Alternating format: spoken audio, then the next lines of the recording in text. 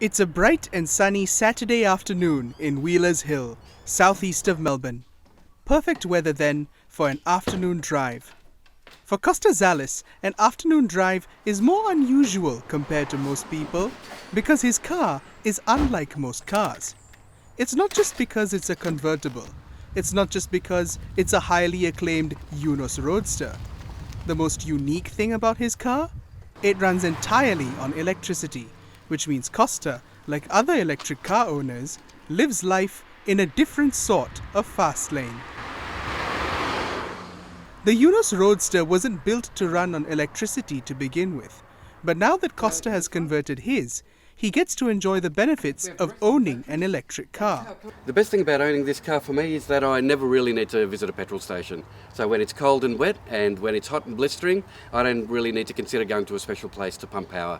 I simply drive it, take it home, plug it in the garage, and away I go the next time. Because of that, electric vehicle users save a lot of money because they don't have to pay for petrol. John Hill, who drives a Nissan Leaf, saves a little more than most EV users because he gets his electricity through solar power on his Wonga Park farm. I used to pay $70, $80 a week for petrol once upon a time.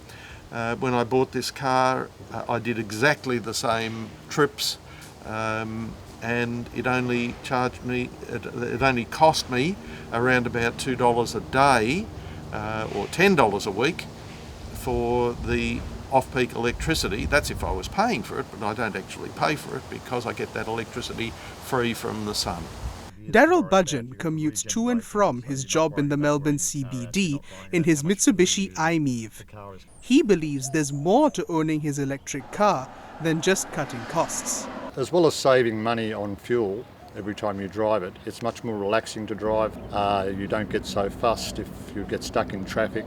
And you tend to drive more conservatively because you're saving your battery power or you're saving space in front of you for regeneration braking, and therefore it's a little bit safer.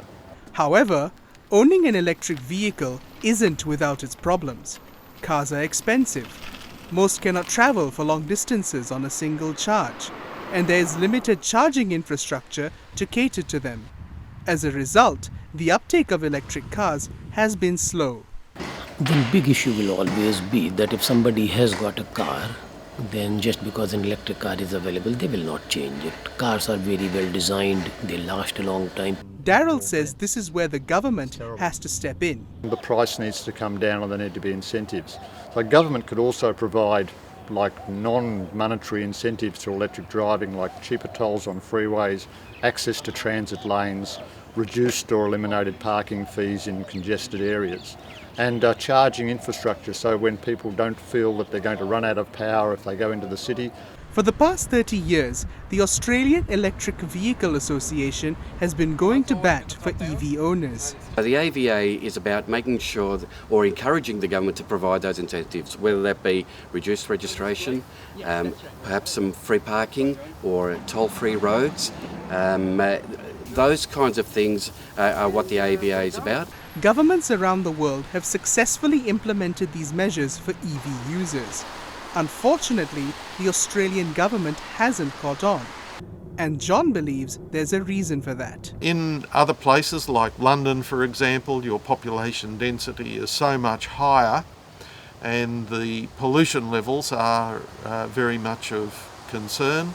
So they have introduced the incentives over there to try and keep the pollution out of the central part of London. We don't have that population density here in Australia, and so I think that governments just haven't turned their attention to it at this stage. Despite these issues, EV owners are adamant that electric vehicles are indeed the future. We can't continue to be burning fossil fuels and destroying the world environment.